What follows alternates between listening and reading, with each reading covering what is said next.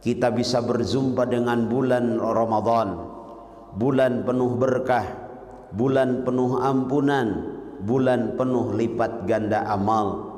Hari ini kita sudah masuk di babak semifinal.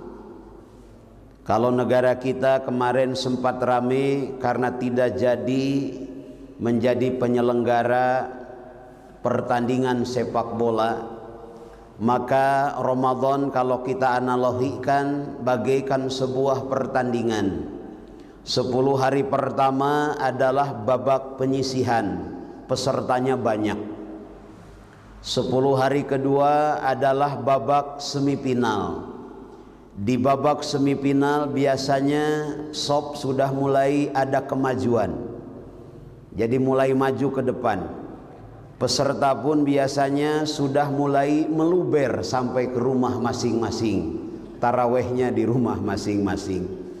Apalagi nanti di 10 hari ketiga itu adalah babak final, babak penentu. Orang-orang yang bisa masuk di babak final adalah pemain-pemain terbaik, pemain-pemain pilihan, di mana di babak final Allah siapkan sebuah reward, sebuah medali yang disebut dengan Lailatul Qadar.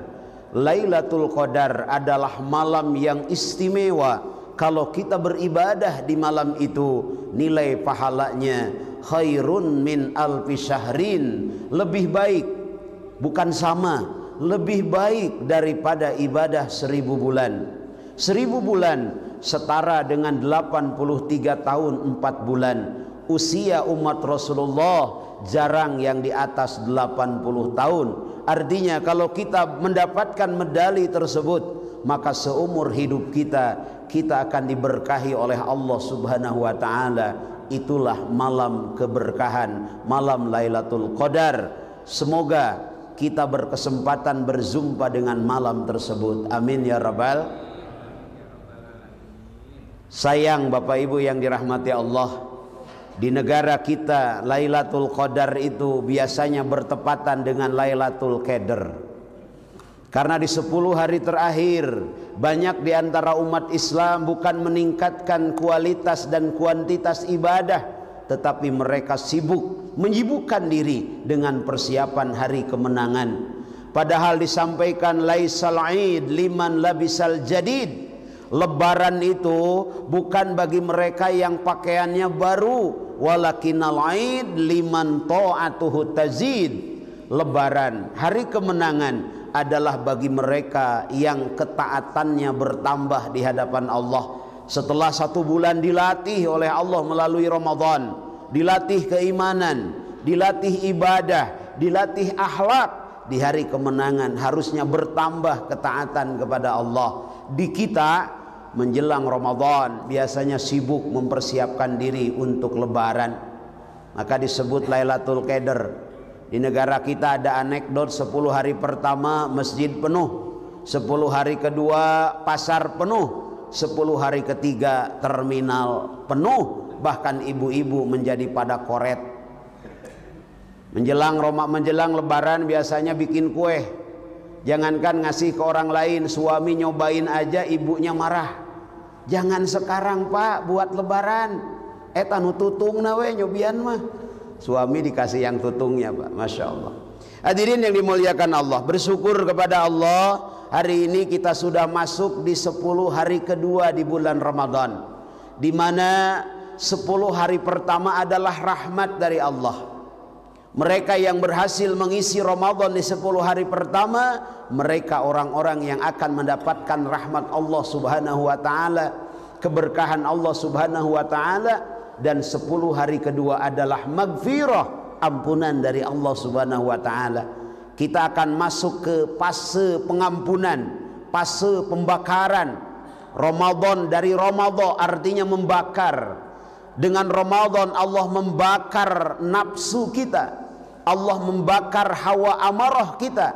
Terpenting dengan Ramadan Allah membakar dosa-dosa kita. Semoga Ramadan hadir mengampuni dosa-dosa kita, amin. Ada 3 pintu ampunan di bulan Ramadan. Yang pertama melalui saum itu sendiri. Man shoma Ramadhana, siapa orang yang melaksanakan ibadah saum imanan wahtisaban. Saum bukan hanya menahan diri dari makan dan minum, tapi saum juga matanya, saum juga telinganya, saum juga lisannya, anil kadibi wal ma'as, dari perkataan dusta dan maksiat. Orang seperti ini Allah ampuni dosa-dosanya. Yang kedua, man qama ramadhana, siapa orang yang menghidupkan malam-malam Ramadan dengan tarawih. Bukan taraweh ya. Kalau taraweh itu tarasawareh. Tarawih dari roha yarwihu tarwihan, artinya solat malam yang nyantai, yang nyaman, jangan tergesa-gesa. Diisi malam-malamnya dengan qiyamul lail, ghufira lahu ma taqaddama min danbi, Allah ampuni seluruh dosa yang pernah kita lakukan. Pintu yang ketiga, man qama lailatul qadri, siapa orang yang mendirikan, yang menghidupkan malam Lailatul Qadar. Artinya di 10 hari terakhir mereka benar-benar mengisinya dengan qiyamul lail, dengan berzikir, dengan tilawatul Quran. Apa kata Allah? Kata Rasulullah, ghufira lahu ma taqaddama min danbi, Allah akan ampuni seluruh dosa-dosa kita.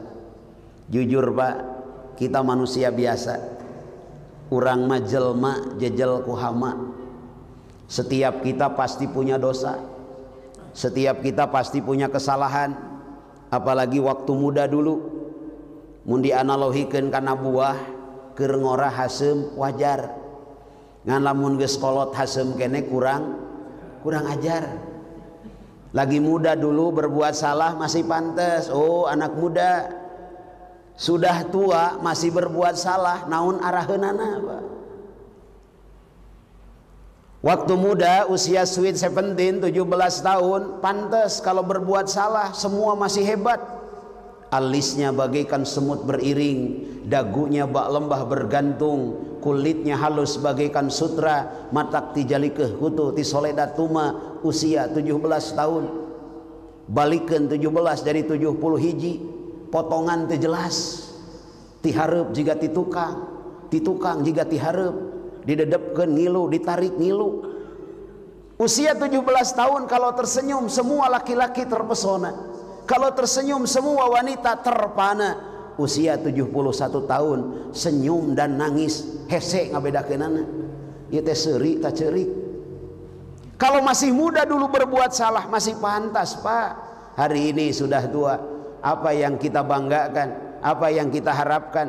Tenaga sudah berkurang. Rambut keindahannya sudah berkurang. Surah Yasin menyatakan wa nunakishu min khalqihim, Allah mengurangi bentuk kejadian kita. Dulu rambut kita hitam ikal berderai, sekarang uban sudah tumbuh di kepala kita.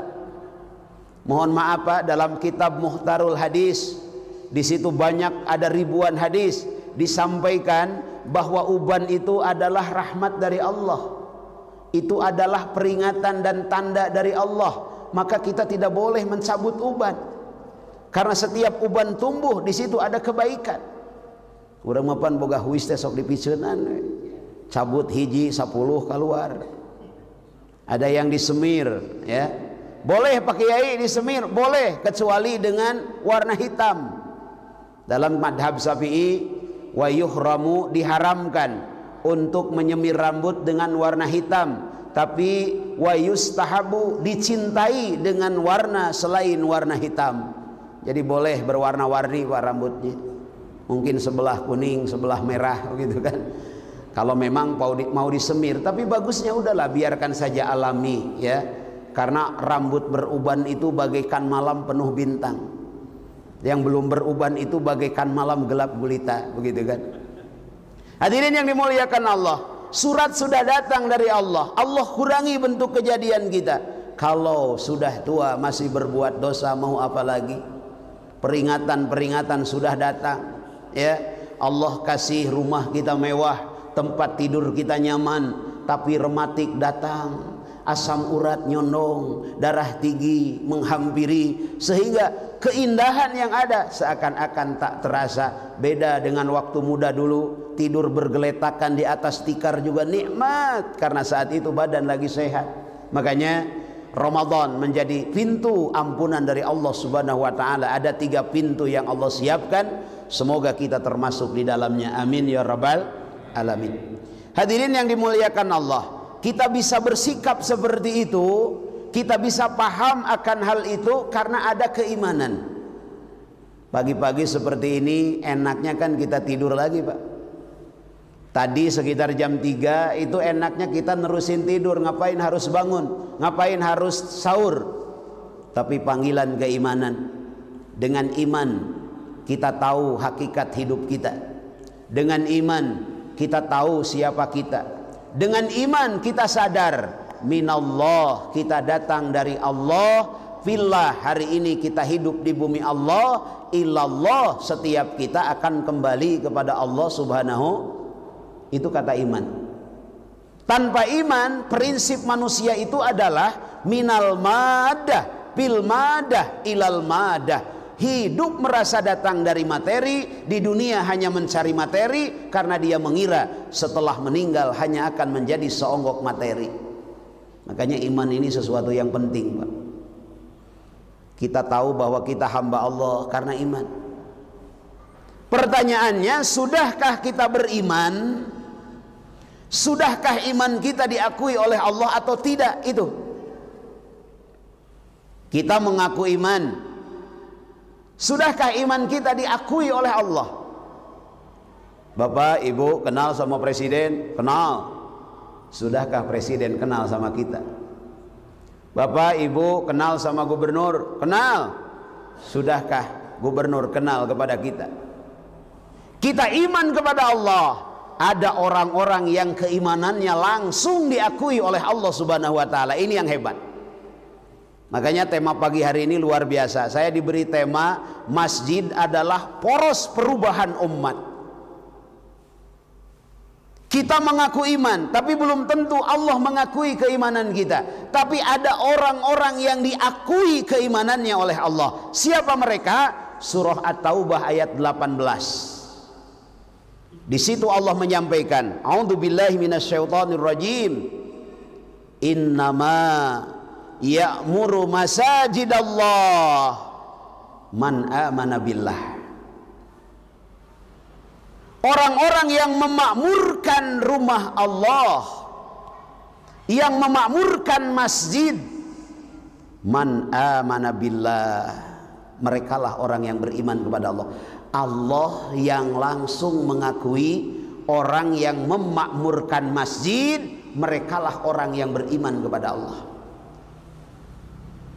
Makmurkan masjid, jaminannya keimanan kita diakui oleh Allah Subhanahu wa taala. Makanya masjid dari sejak zaman Nabi, dari sejak pertama kali agama Allah disiarkan, adalah poros perubahan, poros perjuangan, poros pendidikan, poros zihad adalah masjid. Rumah yang pertama kali dibangun di muka bumi adalah masjid. Inna awwala baiti wudi'a linnas lalladzi bi Bakkah. Bangunan pertama kali yang ada di muka bumi adalah masjid. Rasulullah hijrah dari kota Mekah ke Madinah, yang pertama kali dibangun adalah masjid, Masjid Quba. Dan hebatnya Masjid Quba menjadi masjid terhebat ketiga di dunia. Yang pertama Masjidil Haram. Salat di Masjidil Haram 1 rakaat lebih baik dari 100.000 rakaat di luar Masjidil Haram. Bukan hanya salat, baca Quran, berzikir, nundutan. Nundutan, ngantuk, nggak masalah Pak, lanjutin aja. Yang penting sudah niat itikaf. Yang belum niat itikaf, niat dulu. Bismillahirrahmanirrahim. Nawaitu an a'takifa fi hadal masjidi sunnatan lillahi ta'ala. Saya niat i'tikaf di masjid ini sunnah karena Allah. Kalau sudah niat i'tikaf, berbuah amal yang lebih, sholatnya, zikirnya, taklimnya, nundutannya bernilai pahala.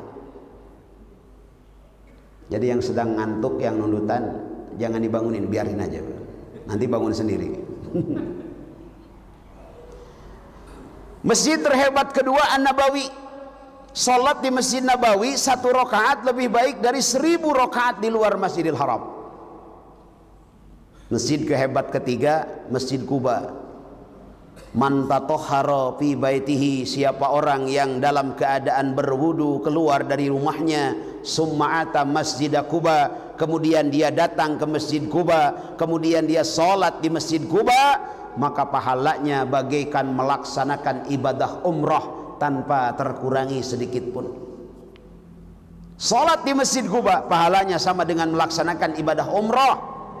Tawaf 7 putaran, sa'i 7 balikan. Itu yang diraih kalau kita salat di Masjid Quba. Yang ketiga, yang keempat, masjid yang istimewa adalah Masjid Al-Aqsa.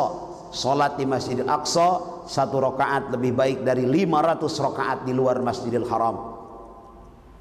Yang kelima, masjid yang istimewa adalah masjid-masjid yang ada di muka bumi ini. Baru datang saja ke masjid, dalam hadis riwayat Imam Bukhari disampaikan 25 poin, 25 kebaikan sudah Allah berikan kepada kita. Bapak baru datang ke masjid, 25 kebaikan sudah diberikan Allah. Belum berjalannya, bikulli qadamin, tiap langkah Allah gugurkan dosa, tiap langkah Allah angkat derajat. Ini baru datang ke masjid.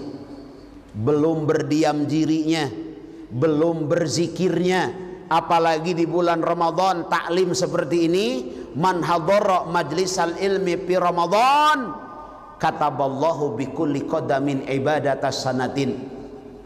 Siapa orang hadir di majlis ilmu di bulan Ramadan, tiap langkah Allah catat keutamaan langkah itu.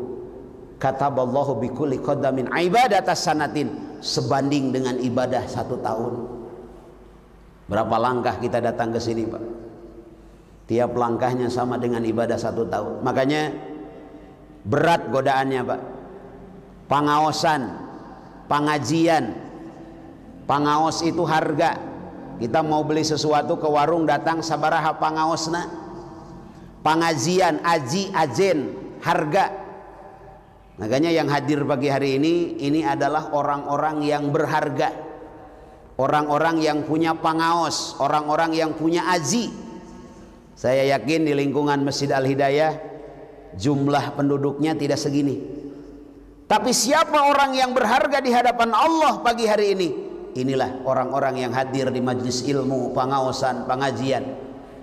Makanya datang ke masjid itu baru datangnya saja bikulli qadamin, tiap langkahnya menggugurkan dosa. 1 langkah Allah gugurkan dosa, langkah berikutnya Allah angkat derajat kita. Datang ke masjid 25 reward sudah Allah berikan kepada kita. Belum sholatnya berjamaah itu lebih utama dibandingkan sholat sendiri. Min sholatil fadhi, dibandingkan dengan sholat sendiri 27 derajat di hadapan Allah Subhanahu wa ta'ala. Bapak Ibu yang dirahmati Allah, Surah At-Taubah ayat 18. Di sini Allah langsung menyatakan bahwa mereka yang beriman, iman kita diakui Allah. Innama ya'muru masajidallah, sesungguhnya orang-orang yang memakmurkan masajidallah, rumah-rumah Allah. Surah Al-Jin ayat 18 Allah menyampaikan wa annal masajida lillah, dan sesungguhnya masjid-masjid itu adalah milik Allah, bukan punya DKM, bukan punya warga. Kita hanya sebagai takmir yang memakmurkan. Masjid itu hakikatnya rumah Allah, milik Allah. Makanya punya hajat datang ke masjid, yang punya masjid yang akan mengabulkan hajat kita. Punya masalah datang ke masjid, yang punya masjid yang akan memberikan solusi untuk masalah kita. Yang kedua, iman kepada Allah catatannya adalah wal yaumil akhir. Memakmurkan masjid itu harus karena Allah, demi hari akhir, bukan untuk tujuan dunia. Kita datang ke masjid karena kita DKM, Kalau saya nggak ke masjid malu dong. Masa DKM nggak ke masjid? Selesai jadi DKM, selesai ke masjidnya. Kalau di sini insya Allah nggak ada. Ya sekarang nggak ada. Kalau datang ke masjid, memakmurkan masjid karena urusan dunia, kalau dunia tidak ia raih, maka berhenti memakmurkan masjidnya. Maka memakmurkan masjid itu haruslah demi tujuan li ajlil akhirah, untuk mencari Allah, untuk mencari kehidupan di akhirat, bukan untuk kehidupan dunia. Makanya ada tipe manusia itu yang hidup yang menghidupkan masjid, ada yang cari hidup di masjid. Ada yang memakmurkan masjid, ada yang cari makmur di masjid. Ini menjadi catatan. Makanya siapa yang imannya diakui oleh Allah sehingga masjid menjadi poros perjuangan, poros perubahan umat Islam, mereka yang memakmurkan masjid karena Allah untuk kehidupan akhirat. Kemudian siapa yang keimanannya diakui oleh Allah, wa iqamis shalah, mereka orang yang mendirikan salat. Setelah memakmurkan masjid, mereka dirikan salat di dalam masjid, bukan hanya melaksanakan salat. Ada perbedaan. Kalau melaksanakan salat, salat itu hanya bebas kewajiban. Sebelum sholat dia berbohong, setelah sholat dia berbohong lagi. Makanya kalau kita mampu mendirikan sholat di masjid, masjid aja akan menjadi poros perubahan umat. Orang yang tadinya suka berbohong, setelah masuk ke masjid, setelah mendirikan sholat, berhenti berbohongnya. Poros perubahan umat. Mendirikan sholat, sholat kita harus berdampak. Sebelum sholat kita bersandar kepada dunia. Setelah sholat, hati kita bersandar kepada Allah yang mengamanahkan dunia. Saya masih teringat nasihat almarhum guru saya Wahajengan Hoer Apandi. Beliau menyampaikan, tong naleukeum kana dunia tapi kudu naleukeum ka Allah nu boga dunia. Tong nyarande kana harta tapi kudu nyarande ka Allah nu boga harta. Aya jeung teu aya harta, hate kudu sarua. Masya Allah. Itu kata-kata bijak seorang ulama. Jangan bersandar kepada dunia, bersandarlah kepada Allah yang mengamanahkan dunia. Ini prinsip hidup harus dimiliki oleh orang yang memakmurkan masjid, yang mendirikan sholat. Bersandar kepada dunia, dunia itu rumusnya perubahan. Dunia itu selalu berubah. Kalau sudah tidak berubah, berhenti hidup kita. Dunia itu terus berjalan. Makanya dalam Quran, fa idza faragta fansab wa ila rabbika farghab. Jangan berhenti dalam hidup. Kalau hidup kita berhenti, selesai hidup kita. Dulu kita anak-anak, sekarang kita punya anak. Berubah. Dulu kita manggil bapak, sekarang dipanggil bapak. Dulu kita manggil aki, sekarang dipanggil aki. Incu hiji aki, incu dua aki-aki. Berubah. Rumus dunia itu berubah. Wa tilkal ayyamu nudawwiluha bainan nas. Allah pergilirkan kehidupan kita. Di antara keluarga yang paling hebat itu kita dulu. Mungkin hari ini berubah menjadi mereka. Allah pergilirkan. Itulah kehidupan dunia. Makanya kalau bersandar kepada dunia capek. Bersandarlah kepada Allah yang mengamanahkan dunia. Tong naleukeum kana harta, tapi kedah naleukeum ka Allah anu boga harta. Rumus harta itu hanya dua, Pak. Harta meninggalkan kita bangkrut pailit namanya. Kita meninggalkan harta meninggal namanya. Ketemu sebuah perusahaan besar, orang berkata, ini nih dulu punyanya beliau. Kapan itu? Dulu. Sekarang sudah bangkrut dia. Dunia meninggalkan kita. Ini nih dulu kepunyaan beliau. Kapan? Dulu. Sekarang beliaunya sudah meninggal. Beliau meninggalkan harta. Rumus harta itu hanya dua. Kita lewat di sebuah rumah yang mewah, yang megah, yang luar biasa. Pertanyaannya hanya dua. Kalau kita sudah meninggalkan rumah itu, mungkin meninggalkan karena pailit sehingga tidak memiliki lagi rumah itu, atau mungkin usia kita yang sudah habis sehingga kita meninggalkan rumah itu karena meninggal. Rumus harta itu hanya itu. Makanya melalui sholat, rubah sebelum sholat bersandar kepada dunia, setelah sholat menjadi bersandar kepada Allah yang mengamanahkan dunia. Wa iqamis shalah, orang yang diakui keimanannya oleh Allah adalah mereka yang mendirikan sholat. Siapa yang mendirikan sholat? Wa yuqimunas shalah inna sholata tanha anil fahsya'i wal munkar. Sholat yang berdampak, Bu. Sholat yang memiliki efek samping. Setelah sholat ada perubahan. Dalam sholat kita dianjurkan, bahkan menjadi syarat, sehingga tidak sah sholat kalau kita dalam keadaan tidak suci. Suci dari najis, suci dari hadas, hadas kecil, hadas besar. Maka sebelum sholat kita dianjurkan berwudu. Apa artinya? Orang yang mendirikan sholat harus cinta kebersihan. Bersih lahir, bersih batin, bersih lingkungan. Melalui masjid, melalui memakmurkan masjid, melalui mendirikan sholat di masjid, pribadi jamaah masjid haruslah pribadi yang bersih. Bersih lingkungannya, bersih pakaiannya, bersih rumah tangganya, bersih hartanya. Ingat Pak, Bu, di dalam harta kita itu ada hak orang lain. Khud min amwalihim shadaqatan tutahhiruhum wa tuzakkihim.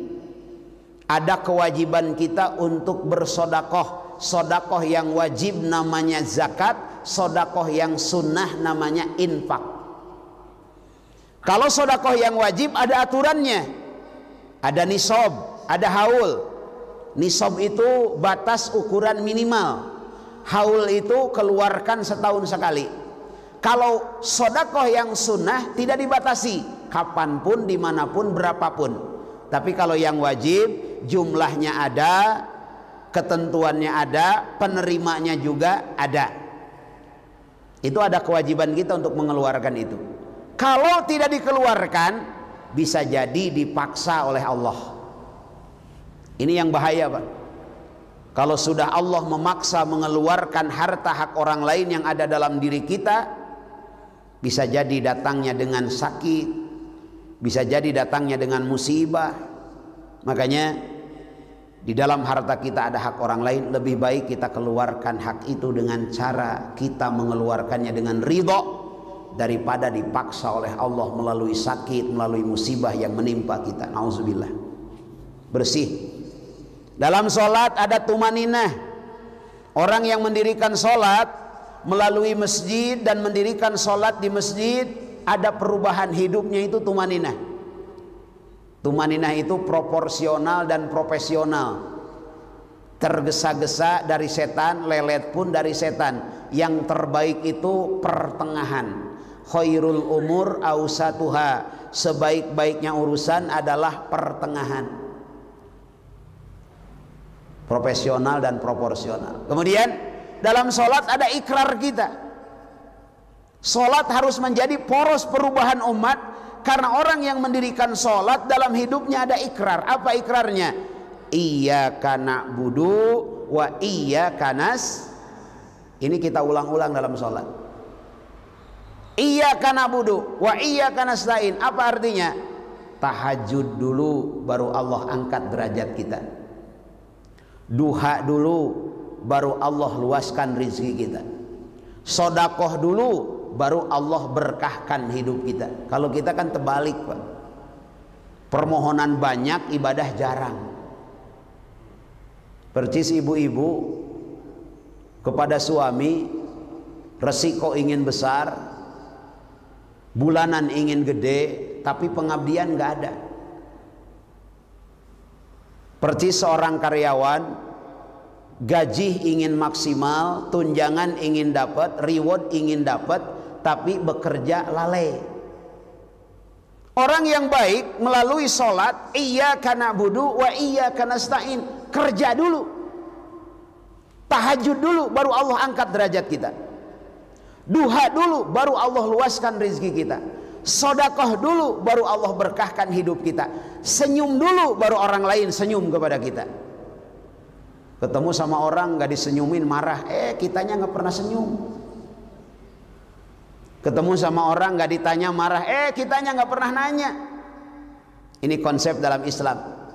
Pengabdian dulu, baru kita berharap pendapatan. Tahajud dulu, iyyaka na'budu wa iyyaka nasta'in. Ini berubah melalui wa iqamis shalah, mendirikan salat. Kemudian dalam salat ada sujud. Sujud itu Pak, menggambarkan betapa tidak berharganya kita di hadapan Allah. Yang paling kita hormati, yang paling kita muliakan adalah kepala.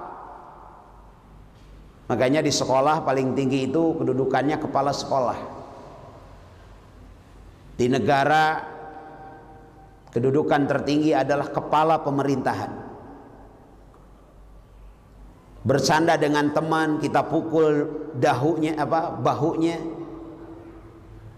Kita pukul tangannya, teman kita masih tersenyum. Bersanda dengan teman, kita pukul kepalanya. Coba Pak, bukan senyum, bogem yang keluar. Tapi tatkala sedang sujud, posisi kepala yang kita muliakan, posisinya lebih rendah dibandingkan dengan tempat keluar kotoran kita. Lagi sujud itu posisi kepala itu lebih rendah dibandingkan pantat. Apa artinya? Di hadapan Allah, fa innahu dalilun la haula wala quwwata illa billahil aliyyil azim. Orang yang mendirikan sholat, orang yang memakmurkan masjid, salah satunya dengan mendirikan sholat di masjid, hidupnya akan benar-benar berserah diri kepada Allah. Ikhtiar itu wajib Pak. Ikhtiar itu harus. Mengatur strategi itu harus. Saya teringat sebuah peristiwa di bulan Ramadan, terjadi tepat pada tanggal 17 Ramadan, yauma taqal jam'an, bertemunya dua pasukan besar. Saat itu 314 pasukan muslim melawan 1000 pasukan kafir Quraisy, 1000 lebih. Pasukan kafir Quraisy dengan persenjataan lengkap, kemampuan hebat sebagai petarung-petarung terlatih, sementara 314 pasukan muslim adalah pasukan biasa dengan persenjataan apa adanya. Tapi saat itu apa yang terjadi? Disitulah datangnya pertolongan Allah, juyusan lan tarawunaha. Kita perlu beriman bahwa di balik kekuatan kita ada kekuatan maha dahsyat, yaitu kekuatan Allah. Makanya dalam hidup ada yang bisa kita pikirkan, ada yang harus kita imankan. Biiznillah 314 pasukan muslim mampu mengalahkan 1000 lebih pasukan kafir Quraisy. Itulah perang Badar. Tapi apakah begitu saja tanpa ikhtiar? Tidak Pak. Rasul itu orang jenius. Rasul itu ahli strategi. Makanya dalam kaidah usul fikih disampaikan bahwa kita itu perlu memiliki kemampuan berstrategi. Bahkan disampaikan oleh Rasul, ad-dinu huwa siyasah, agama adalah strategi. Ini terbukti dalam perang Badar. 314 pasukan muslim mampu mengalahkan 1000 pasukan kafir. Di situ ada strategi. Ada 3 strategi yang dimiliki Rasul. Makanya kita ingin menaklukkan dunia. Dagang ada strateginya, bisnis ada strateginya, bekerja ada strateginya, masak ada strateginya, tidak sembarangan. 3 strategi yang disampaikan oleh Rasul sebelum dia falyatawakkal 'alallah, hati bulat berserah diri kepada Allah, hanya meyakini kekuatan Allah. Tapi sebelumnya ikhtiar ditempuh terlebih dahulu. Ini perlu disampaikan karena ada orang yang berubah menjadi orang yang mutajarridin, meninggalkan muktasibin di luar makomnya. menjadi aliran Jabariyah dan ada yang menjadi aliran Qadariyah. Jabariyah itu semua menyerahkan kepada Allah tanpa mempedulikan ikhtiar. Qadariyah itu semua mengandalkan kehebatan diri tanpa mempedulikan pertolongan Allah. Yang terbaik Ahlus Sunnah wal Jamaah, ikhtiar maksimal, hati berserah diri maksimal kepada Allah. 3 strategi Rasul. Yang pertama, Rasul menempatkan pasukan muslim di sebelah timur. Ini strategi, Pak. Karena begitu pertempuran terjadi, matahari terbit dari sebelah timur, pasukan kafir di sebelah barat, otomatis pasukan akan merasa silau melihat cahaya matahari dan boleh jadi merasa bingung tentang datangnya panah atau serangan dari kaum muslimin. Ini strategi pertama. Strategi yang kedua, Rasulullah menutup semua sumber air yang ada di sekitar tempat perang Badar kecuali sumber air yang ada di sekitar pasukan muslim. Sehingga tatkala perang terjadi, pasukan itu kan perlu makan, Pak. Dalam pertempuran itu ada tim pemasak yang menyiapkan makanan. Tim masak ini mencari air. Makanya datanglah ke dekat pasukan muslim, ditangkap oleh Rasulullah, ditanya oleh Rasulullah, berapa pasukan kafir? Kata tukang masak, ya tidak tahu dia sama tukang masak. Tidak tahu wahai Muhammad. Berapa porsi yang harus kamu siapkan? Kata tukang masak tadi, 1000 porsi. Jeniusnya Rasulullah, Rasul bisa membaca bahwa pasukan kafir itu ada 1000 orang. Jadi yang pertama strategi tempat, yang kedua strategi mengetahui kekuatan lawan. Ini sangat perlu dalam kehidupan kita. Bapak Ibu yang dirahmati Allah, ini hebatnya mendirikan sholat. Kemudian yang ketiga, siapa mereka yang diakui keimanannya oleh Allah? Orang-orang yang memakmurkan masjid adalah wa'ataz zakah, orang yang mengeluarkan zakat. Tidak mungkin kita bisa zakat kalau tidak sampai nisab. Untuk nisab kita harus punya harta. Artinya orang-orang yang memakmurkan masjid insya Allah akan dipermudah urusan dunianya oleh Allah. Orang-orang yang memakmurkan masjid hartanya akan diberkahkan oleh Allah. Tidak mungkin kita ngeluarin zakat kalau kita tidak punya harta. Artinya insya Allah mereka orang-orang yang memakmurkan masjid, yang pertama imannya diakui oleh Allah. Yang kedua, dengan memakmurkan masjid otomatis dia akan mampu mendirikan sholat. Yang ketiga, orang yang memakmurkan masjid dia akan mampu menunaikan zakat, artinya kehidupannya akan diberkahi oleh Allah Subhanahu wa taala. Yang keempat, walam yahsya ilallah, orang yang memakmurkan masjid hatinya tidak pernah takut kecuali hanya takut kepada Allah Subhanahu wa taala. Tidak takut dengan kondisi apapun karena yakin yang mendesain setiap kejadian adalah Allah. Dari sini melalui iman yang kita miliki, dengan memakmurkan masjid, Allah akui keimanan kita. Insya Allah iman akan menjadi sumber power kekuatan sehingga masjid menjadi poros perubahan umat Islam. Inilah pentingnya iman. Iman itu power, Pak. Kalau tidak ada lampu, ruangan ini gelap. Yang membuat lampu nyala adalah setrum. Setrum itu iman. Yang membuat mic ini berbunyi adalah setrum. Tanpa setrum tidak mungkin mic ini berbunyi. Makanya iman itu perlu. Kalau ada setrum, lampunya nyala dong.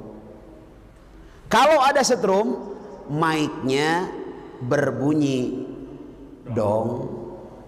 Bantuin atuh Pak dongnya. Kalau ada setrum, HP-nya berfungsi dong. Kalau tidak ada setrum nggak akan bisa nyala lampu. Makanya kalau ada iman, makmurkan masjid dong.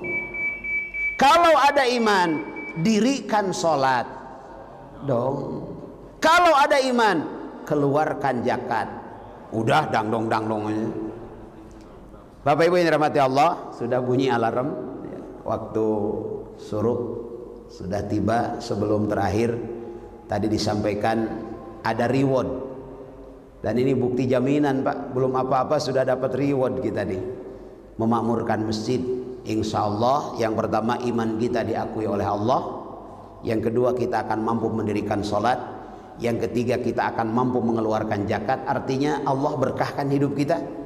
Yang keempat, tidak ada yang kita takuti dalam hidup kecuali Allah. Dan jaminan dari Allah dalam surah At-Taubah ayat 18, ulaika ayyakunu minal muhtadin. Insya Allah kita termasuk orang-orang yang dibimbing oleh hidayah Allah Subhanahu wa taala. Amin ya rabbal alamin.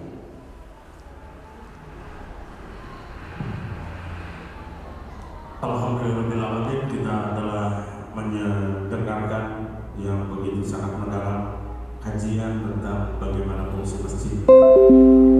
Terima kasih Mukarram Ustaz Bayu Jafar Shadiq yang telah menyampaikannya begitu sangat antusias sekali di jamaah. Sampai karena yang tidur ya? Nggak ada yang ngantuk.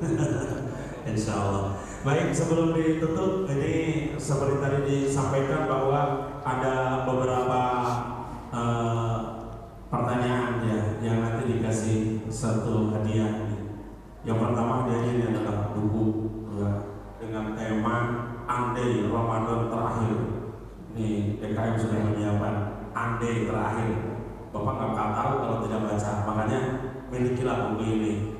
Ya, maka kalian bisa untuk pertama jawaban pertanyaan dari materi yang tadi disampaikan, maka penjawab pertama adalah hadiahnya adalah buku.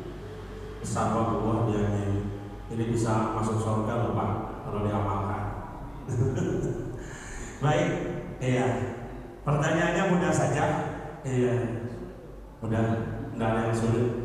Kalau tadi tidak tidur, kecuali kalau tadi tidur, ya. Allah Subhanahu wa taala berfirman tadi dalam tema ceramah pagi ini, yaitu innama ya'muru masajidallahi man amana billah. Siapa yang bisa meneruskan ayat tersebut? A'udzubillahi minasyaitonirrajim. Innama ya'muru masajidallahi man amana billahi wal yawmil akhir wa aqama as-salata wa ata az-zakata wa lam yakhsha illa Allah fa'asa ulaika an yakunu minal muhtadin. Betul? Betul. Alhamdulillah. Mengapa ketua DKM berdiri ada jabadikan ini yang pertama. Harusnya sebut dulu nama loh Pak. Iya, sama tinggal nanti di belakang ada gadis loh, statusnya juga Pak.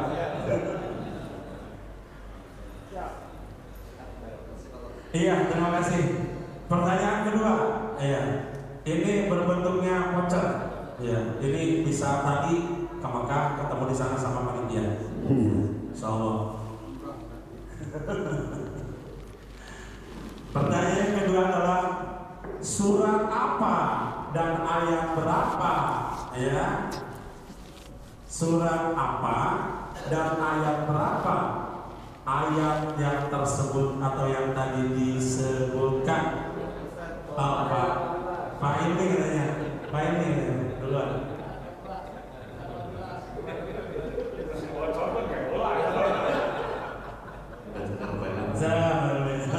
Surat At-Taubah ayat 18. Mana Ustaz? Iya. Betul katanya. Maka Pak Ketua Panitia silakan. Mudah-mudahan pertanyaannya Pak, insya Allah. Selanjutnya adalah karena kita berkaitan dengan memakmurkan masjid, dengan dasarnya adalah takwa. Maka di dalam Al-Quran disebutkan oleh Allah Subhanahu wa taala, la masjidun ussisa ala taqwa.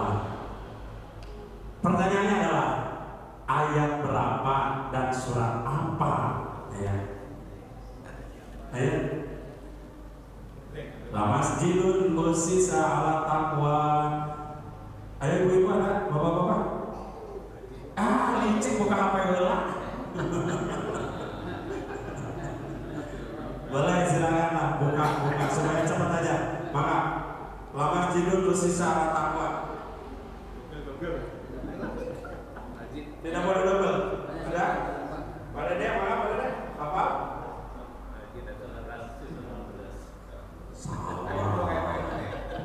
Salah. Baik coba. Jin 18.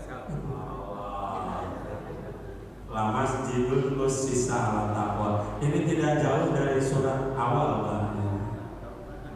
Ya. Ada yang jawab nih? Ini pacarnya, Pak. Maka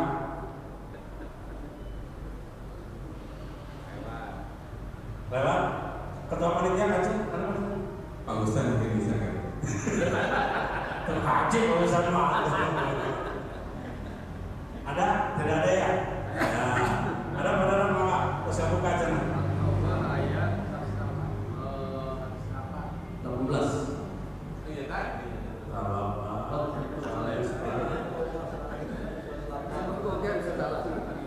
Ayo bahasa. At-Taubah ayat 108 betul. Tinggal tambah 0 aja. Sekretaris yang kan benar, yang menyerahkan yang benar.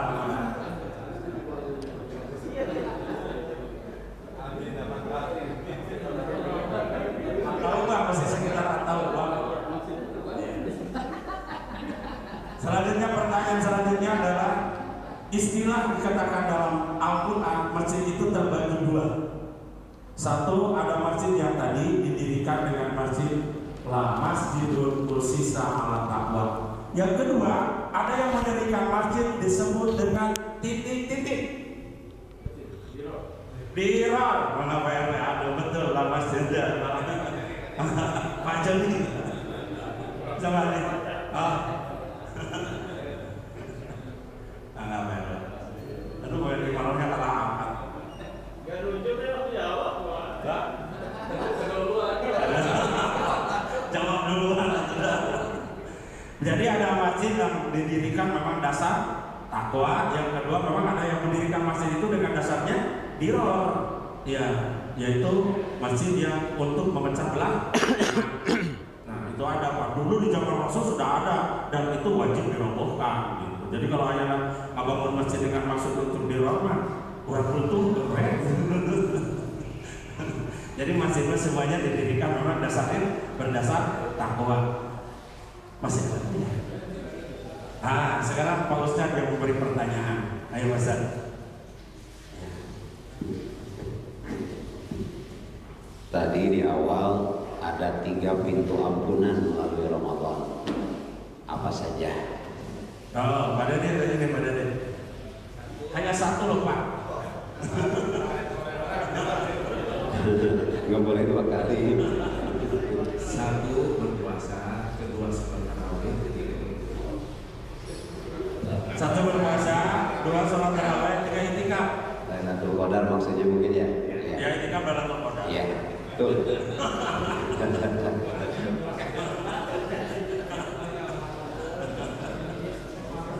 Ayo masih ada dua lagi Bapak. Ibu-ibu ada ibu-ibu? Dua lagi. Ya. Setiap kita menginginkan untuk keimanan kita diakui Allah. Siapakah yang imannya diakui oleh Allah? Angkat dulu tangan Bapak. Oh, di atas. turun atuh. Nah, Bapak Agus. Ya, satu. Alamat ke masjid katanya. Ya. 2.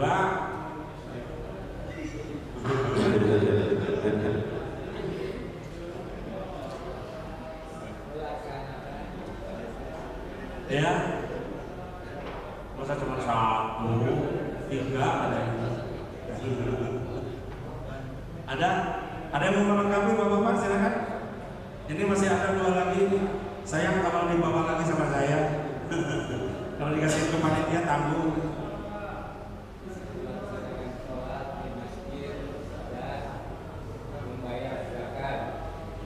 Zat? Ah, iya, betul katanya Pak Ketua DKM ini. Siapa yang menyerahkan ke sepuh bernama Pak Sahrian, Pak? Gak apa-apa, barokah. Oh, DKM atau ini? Diterima oleh DKM, barokah. Kembali. Satu lagi Ustaz, Mangga. Ya. Tadi di awal disampaikan bahwa di Ramadan itu ada reward berupa Lailatul Qadar. Kapan Lailatul Qadar itu akan terjadi menurut Rasulullah?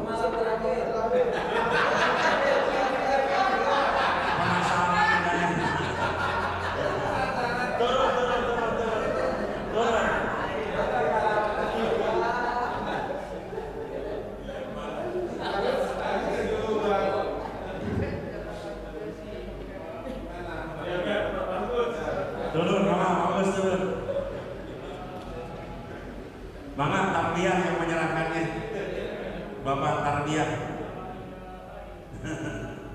Ketua tarbiyah DKM Hidayah Bapak Haji Ahmad. Ya, insya Allah Bapak-bapak, ya berkah itu merupakan nilai di dunia sajalah, ya, yang diberikan, yang lebih besarnya adalah nanti di akhirat, insya Allah, karena kehadiran kita. Baik, alhamdulillahirrahmanirrahim, dari awal sampai set kedua telah dilaksanakan dengan baik. Terima kasih sekali lagi kepada Pak Ustaz, jazakallahu khairan katsiran. Ini Pak jangan gak seganggu ya, karena ini adalah seguru seilmu, cuma kalau ilmunya itu beda dengan saya. Seguru seilmu tapi ilmunya beda dengan saya gitu. Iya, tapi subhanallah dipertemukan kembali di Bandung dengan tidak sengaja. Ya subhanallah. Oleh sebab itu pada kesempatan ini kita bisa menghadirkannya di tempat ini. Mudah-mudahan ini menjadi keberkahan. Baik, karena waktu sudah menunjukkan sebagaimana apa yang direncanakan. Oleh sebab itu kita akhiri pertemuan kita ini. Semoga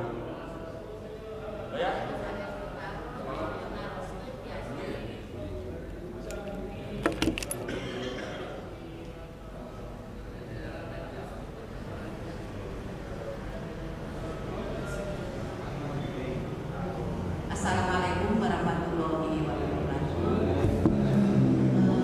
Pak Ustaz, punten bagi abdi Australia, di mana langsung sholat suka ada yang lupa apa sudah tahiyatul awal atau, nah itu jadi harus di mana, apa harus balik lagi atau cukup dengan langsung sujud sahwi atau di mana Pak Ustaz? Itu satu. Nah kemudian yang keduanya ada orang yang mendolimi orang lain. Jadi untuk penghapus dosanya bagaimana itu Pak Ustaz? Dua apa itu? Yang kedua apa diulangi? Assalamualaikum warahmatullahi wabarakatuh.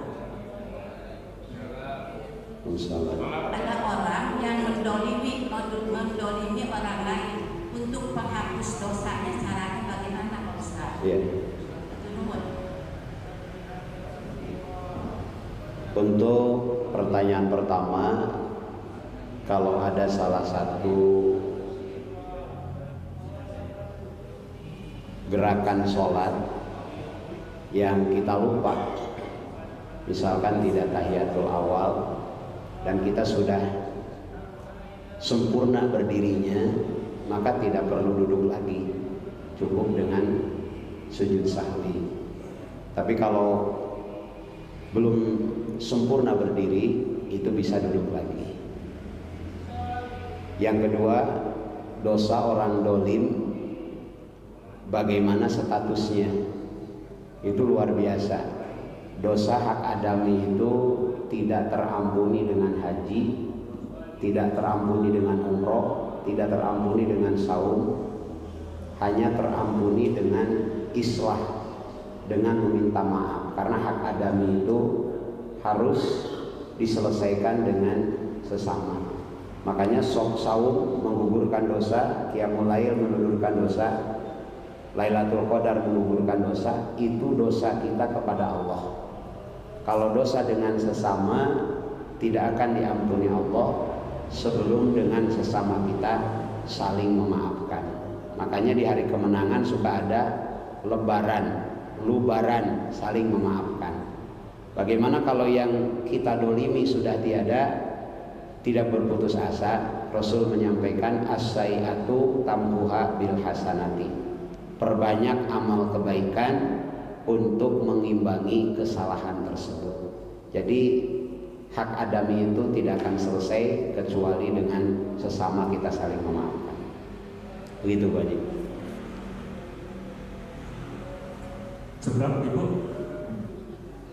Iya, alhamdulillah. Mudah-mudahan tadi memang tidak kami inginkan yang khususkan untuk sekitar waktu. Memang sudah sampai awal apa yang direncanakan itu jam 6 lebih 10 menit. Baik, tapi alhamdulillah pertanyaan mungkin atau ada yang penasaran dari bapak-bapak sekalian? Nggak ada, cukup saja.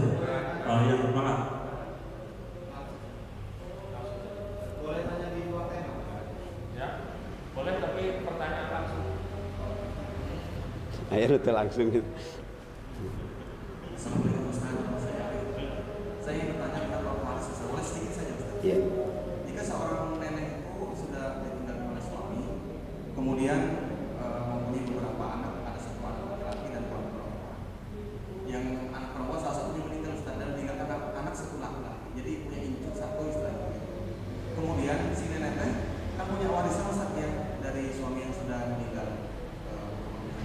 Kemudian mau dihibahkan karena si incuk tadi yang dari salah satu anak perempuan yang meninggal itu nggak punya warisan, Ustaz kan terhalang karena sudah meninggal.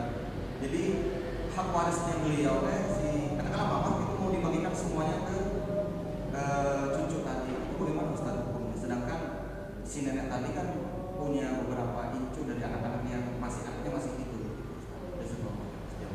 Iya.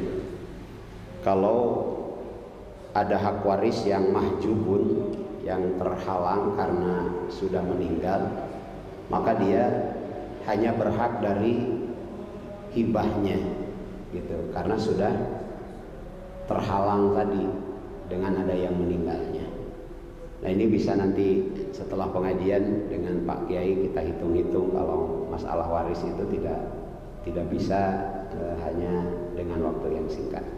Artinya kalau sudah termahjub dia tidak mendapatkan warisan, kalaupun mendapatkan itu hanya bagian dari kepedulian saja dalam bentuk hibah. Begitu.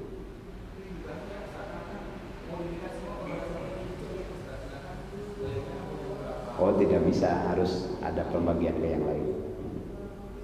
Ya. Iya, mungkin karena waktu yang sangat terbatas.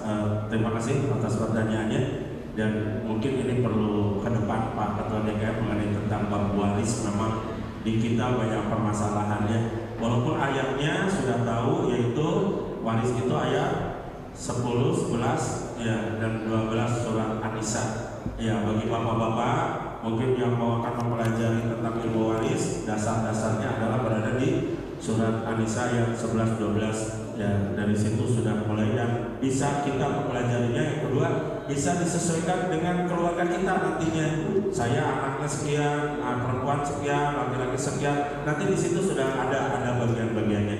Terima kasih Bapak Ibu hadirin rahimahullah, dan mari kita tutup bersama ya pengajian ini dengan untuk sempurnaannya kita baca istighfar dan kifaratul majlis. Alhamdulillahirabbil alamin. Astagfirullahaladzim, astagfirullahaladzim. Subhanallahumma bihamdika asyhadu an la ilaha illa anta astaghfiruka wa atubu ilaik. Wassalamualaikum warahmatullahi wabarakatuh.